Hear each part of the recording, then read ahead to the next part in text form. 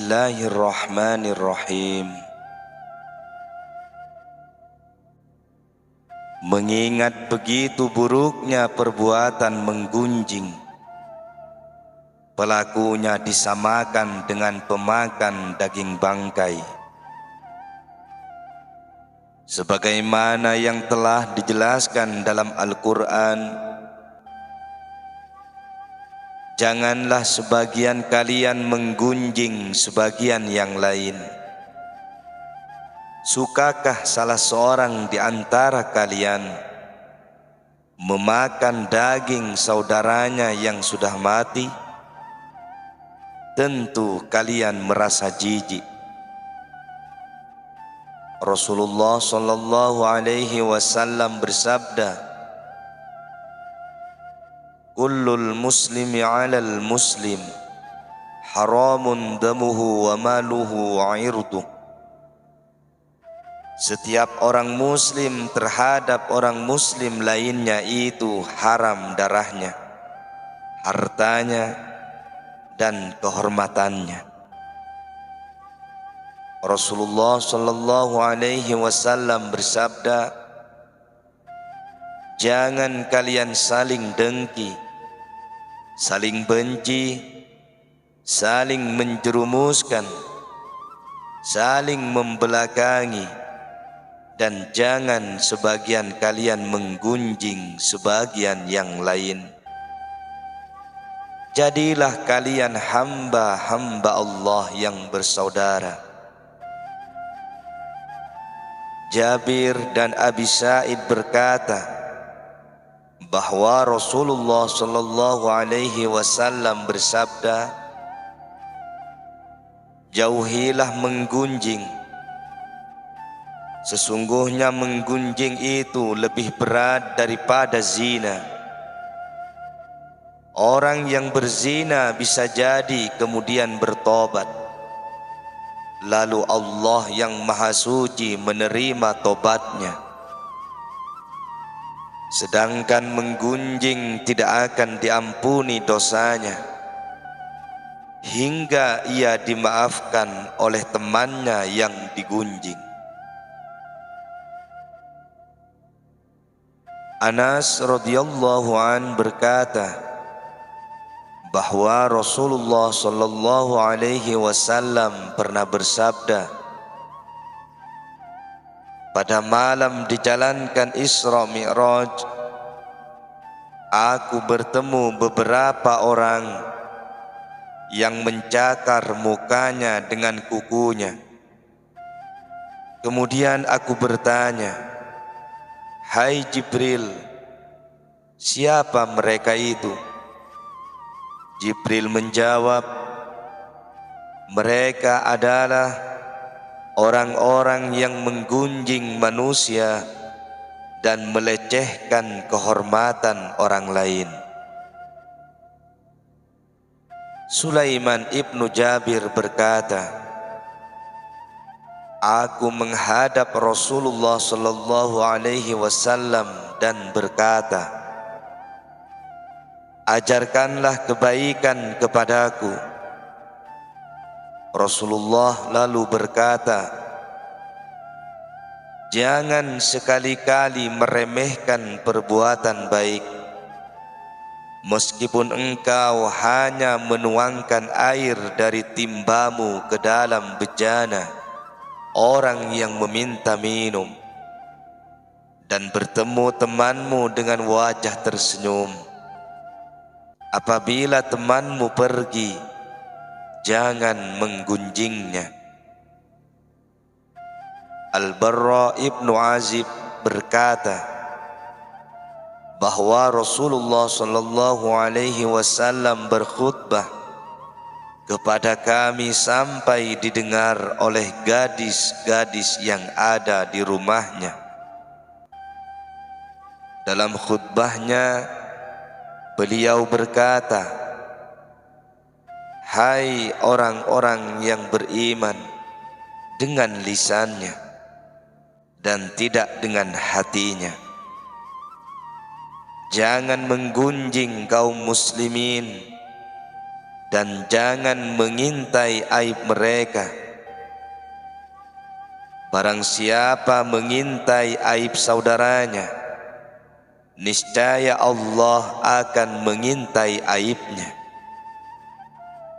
Barang siapa aibnya diintai oleh Allah, niscaya Allah membuka aibnya di dalam rumahnya. Allah memberikan wahyu kepada Nabi Musa alaihi salam. Barang siapa meninggal dalam keadaan sudah bertobat dari perbuatan menggunjing, maka ia adalah orang yang paling akhir masuk surga. Barang siapa meninggal dalam keadaan masih senang menggunjing, maka ia adalah orang yang pertama kali masuk neraka. Anas ibnu Malik berkata bahwa Rasulullah sallallahu alaihi wasallam menyuruh manusia puasa sehari. Lalu beliau berkata, jangan ada yang berbuka hingga aku mengizinkan. Para sahabat pun berpuasa. Menjelang waktu maghrib tiba, ada seseorang datang menghadap Rasulullah seraya berkata, "Ya Rasulullah, aku berpuasa, maka izinkanlah aku berbuka." Rasulullah mengizinkannya untuk berbuka. Seorang demi seorang datang kepada beliau minta izin untuk berbuka, dan mereka pun diizinkan berbuka. Hingga datang seorang lagi dengan berkata, "Ya Rasulullah, ada 2 orang gadis dari keluargamu orang Quraisy berpuasa dan keduanya malu untuk datang. Maka izinkanlah keduanya berbuka."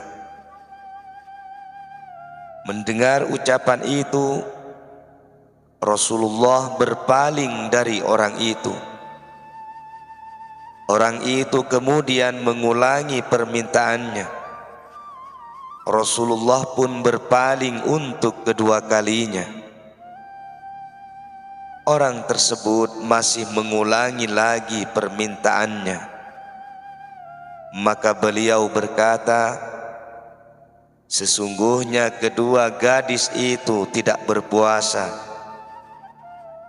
Bagaimana berpuasa orang yang sepanjang hari makan daging manusia? Pergilah, lalu suruh mereka memuntahkan jika keduanya benar-benar berpuasa." Orang lelaki tadi kembali dan menceritakan kepada 2 gadis itu. Maka 2 gadis itu sengaja muntah. Masing-masing memuntahkan segumpal darah. Lalu lelaki itu kembali menghadap Rasulullah dan menceritakannya. Rasulullah sallallahu alaihi wasallam lantas berkata, "Demi zat yang jiwaku berada dalam genggamannya, andai segumpal darah itu masih berada di dalam perut 2 gadis itu, niscaya keduanya akan dimakan api neraka." Menurut riwayat lain, ketika Rasulullah berpaling, maka lelaki itu pergi kemudian datang lagi dan berkata, "Ya Rasulullah, kedua gadis itu meninggal dunia atau hampir meninggal dunia." Rasulullah kemudian berkata, "Bawalah kedua gadis itu kepadaku." Setelah keduanya datang, Rasulullah meminta mangkok dan menyuruh salah seorang dari keduanya untuk muntah. Lalu gadis itu memuntahkan darah bercampur nanah hingga mangkok itu penuh. Rasulullah lantas berkata kepada gadis yang satunya, "Muntahkanlah." Gadis itu lalu memuntahkan seperti yang dimuntahkan gadis yang pertama. Rasulullah sallallahu alaihi wasallam berkata, "Sesungguhnya kedua gadis ini berpuasa dari apa yang dihalalkan oleh Allah bagi mereka, dan berbuka dengan apa yang diharamkan atas keduanya."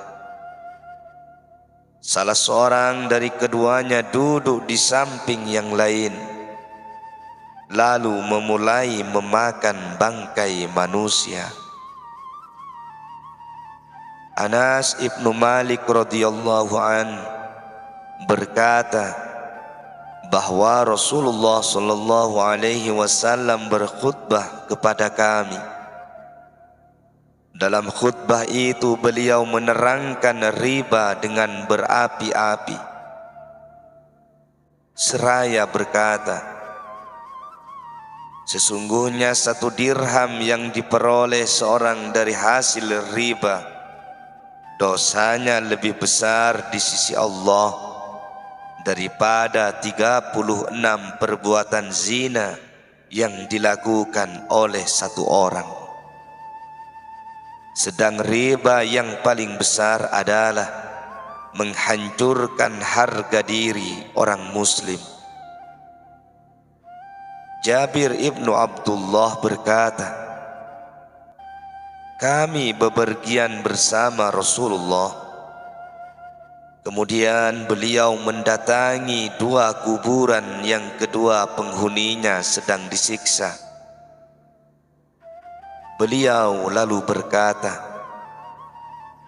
'Sesungguhnya penghuni kedua kuburan ini sedang disiksa, dan bukan karena dosa besar.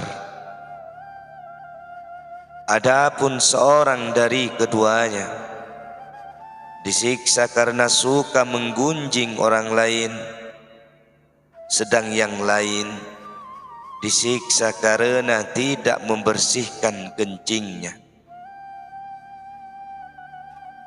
Kemudian Rasulullah meminta 1 pelepah kurma yang masih basah, lalu membelahnya jadi 2.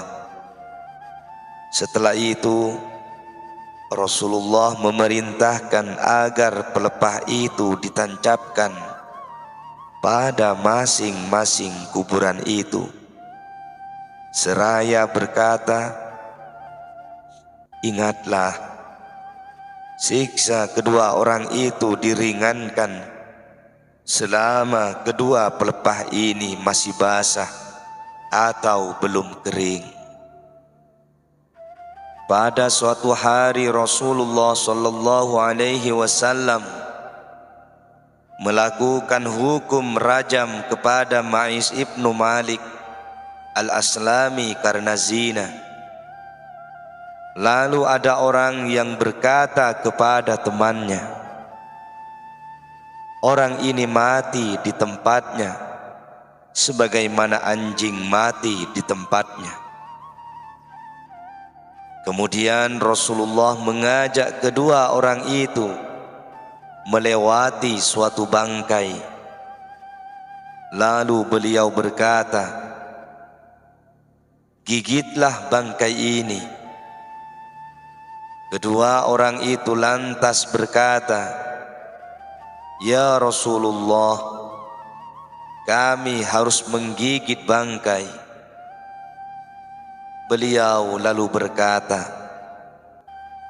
'Dosa yang menimpa kalian karena menggunjing saudara kalian itu lebih busuk daripada bangkai ini.' Sudah menjadi kebiasaan bagi para sahabat bahwa mereka saling mengunjungi dengan akrab dan dengan wajah ceria. Mereka tidak saling menggunjing bila saling berpisah. Mereka berkeyakinan bahwa sikap demikian ini merupakan perbuatan yang paling mulia dan paling utama. Sedangkan sikap sebaliknya merupakan kebiasaan orang-orang munafik. Abu Hurairah radhiyallahu an berkata, barang siapa memakan daging saudaranya dengan menggunjing di dunia, niscaya daging saudaranya itu didekatkan kepadanya lantas dikatakan, makanlah dia dalam keadaan bangkai, sebagaimana engkau telah memakannya dalam keadaan hidup.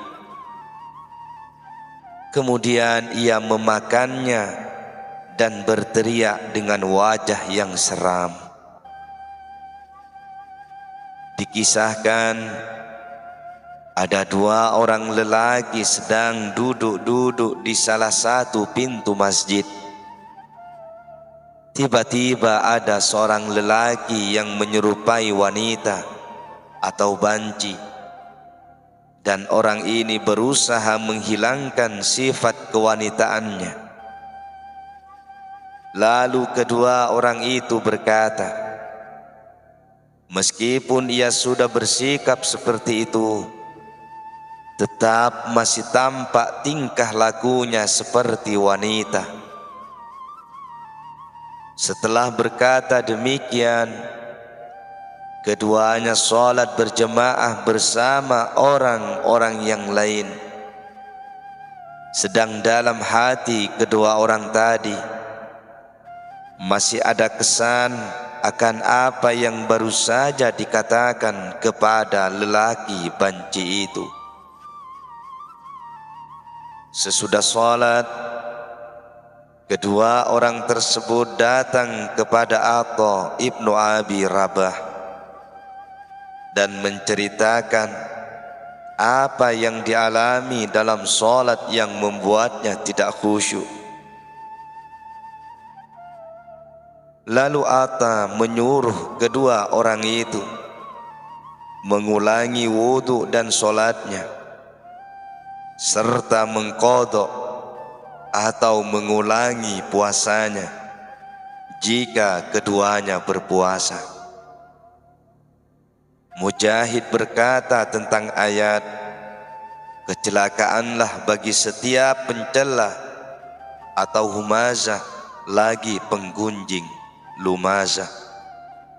Menurut Mujahid, humazah artinya orang yang melecehkan kehormatan orang lain, sedang lumazah artinya orang yang memakan daging orang lain atau penggunjing. Qatadah berkata, dijelaskan kepada kami bahwa siksa kubur itu ada 3 bagian, yaitu sepertiga disebabkan oleh menggunjing, sepertiga disebabkan oleh mengadu domba, dan sepertiga disebabkan oleh kencing atau najis. Hasan Basri berkata, demi Allah, menggunjing itu lebih cepat pengaruh negatifnya bagi keberagaman seorang mukmin daripada pengaruh makanan bagi tubuh. Sebagian ahli hikmah berkata, kami bertemu orang-orang salaf dan mereka tidak menganggap ibadah itu berada dalam puasa dan sholat, tetapi ibadah itu berada pada menahan diri dari melecehkan kehormatan orang lain. Ibnu Abbas radhiyallahu an berkata, jika engkau mengingat menyebutkan kejelekan temanmu, maka ingatlah kejelekanmu lebih dahulu.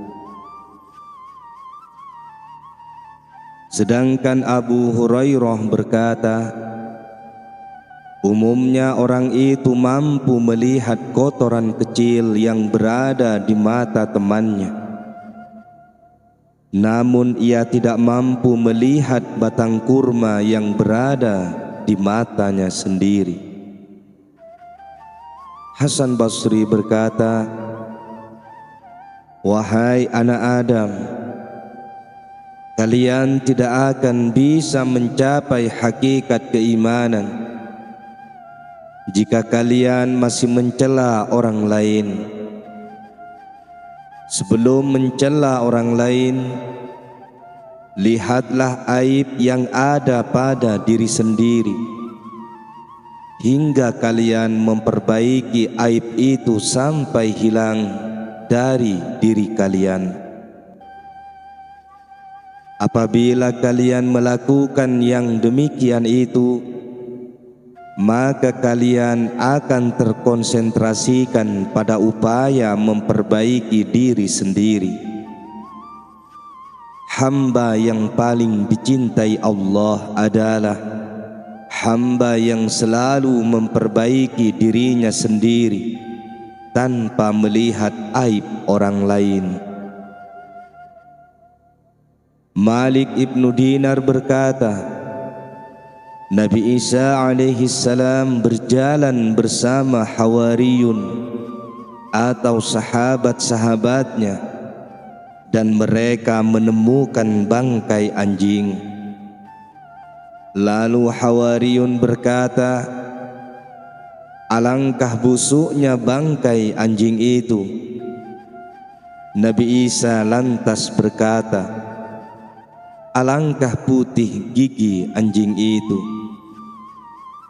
Dengan ucapan itu, Nabi Isa mengajak mereka untuk tidak mengumpat anjing dan memperingatkan mereka agar tidak melontarkan ucapan yang tidak baik untuk makhluk Allah. Ali ibnu Al-Husain mendengar seseorang menggunjing orang lain. Maka Ali berkata kepadanya, jauhilah menggunjing, karena menggunjing merupakan lauk pauk bagi anjing manusia. Umar radhiyallahu an berkata, berzikirlah kepada Allah, sesungguhnya zikir itu obat. Jauhilah menggunjing orang lain, sesungguhnya menggunjing orang lain adalah penyakit. Kita mohon kepada Allah agar dapat mengabdi kepadanya dengan sebaik-baiknya. Menggunjing merupakan membicarakan orang lain berkenaan dengan sesuatu yang jika ia mendengar, maka ia tidak merasa nyaman. Singkatnya, menggunjing adalah membicarakan kekurangan orang lain tanpa sepengetahuannya, baik kekurangan fisik, nenek moyang, akhlak, ucapan, dan lain-lain. Adapun contoh menggunjingkan nenek moyang orang lain adalah seperti ucapanmu, ayah orang itu adalah rakyat jelata, orang fasik, orang hina, pasukan kuning, atau ucapan lain yang tidak menyenangkan. Contoh menggunjing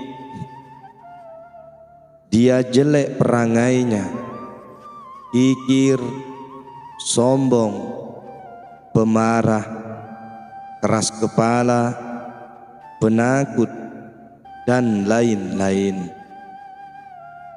Contoh menggunjing yang berhubungan dengan agamanya.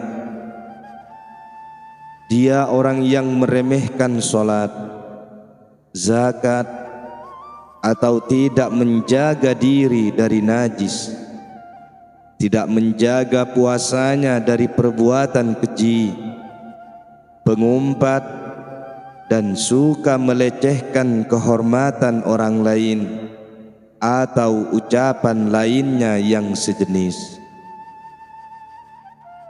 Contoh menggunjing perbuatan yang berhubungan dengan dunianya. Dia kurang sopan, tidak menghormati orang lain, banyak bicara, banyak makan, sering tidur tidak pada tempatnya, duduk tidak pada tempatnya, dan seterusnya.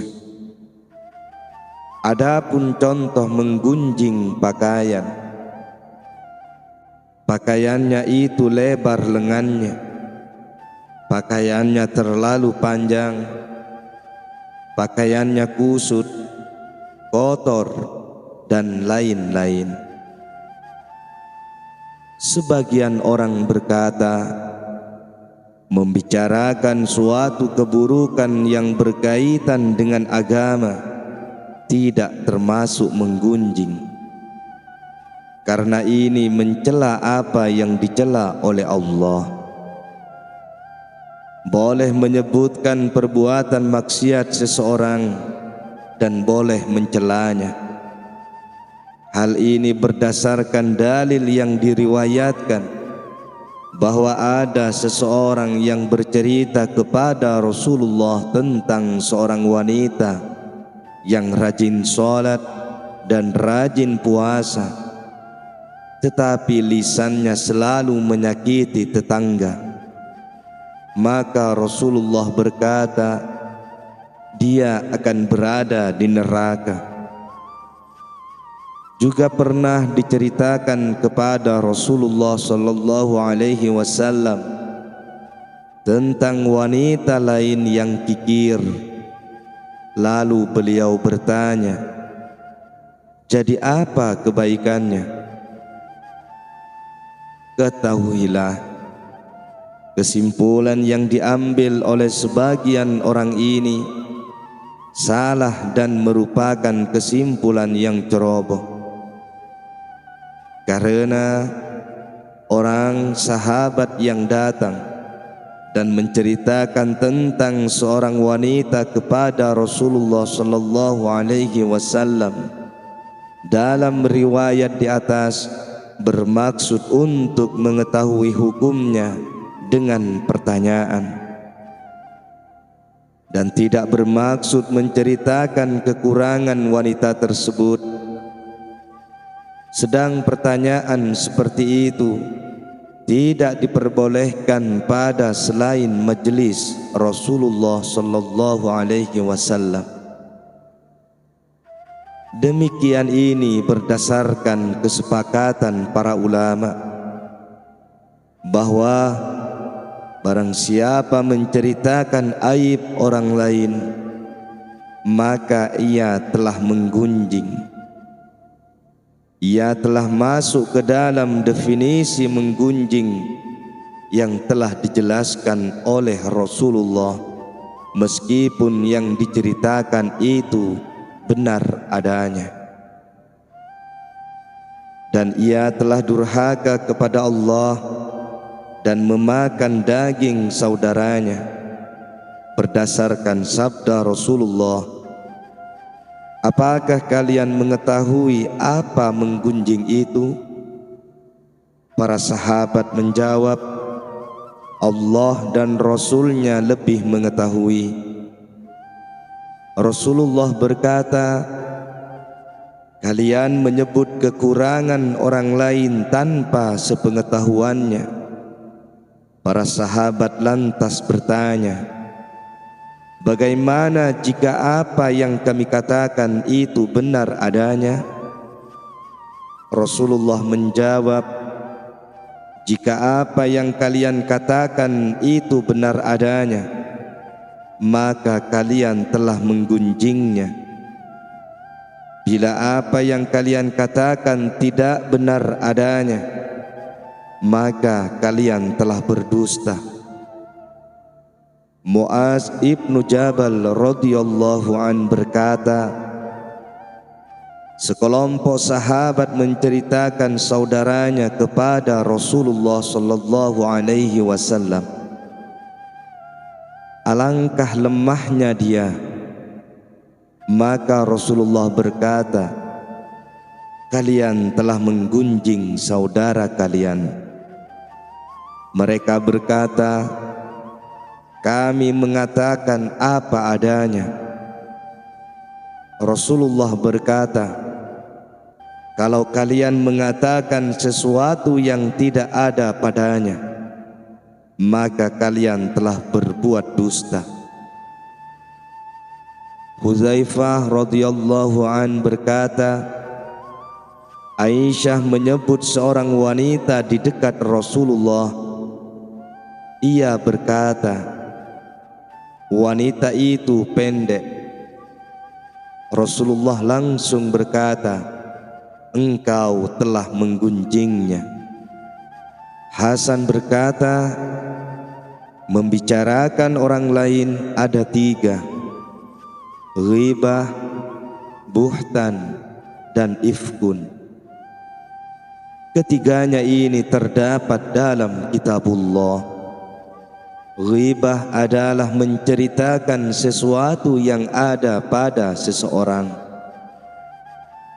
Buhtan adalah membicarakan sesuatu yang tidak ada padanya.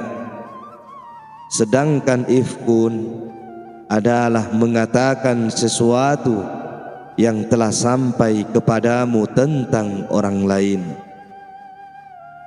Ibnu Sirin membicarakan seseorang, orang itu hitam.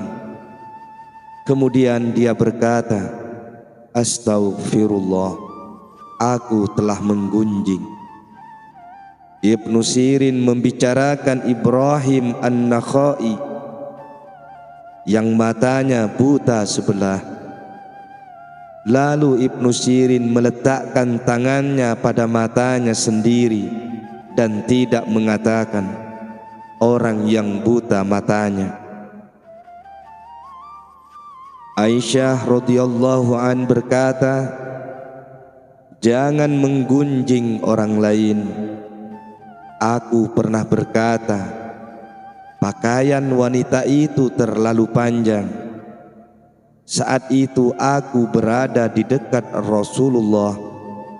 Maka Rasulullah berkata kepadaku, muntahkanlah, muntahkanlah. Ternyata aku memuntahkan segumpal daging.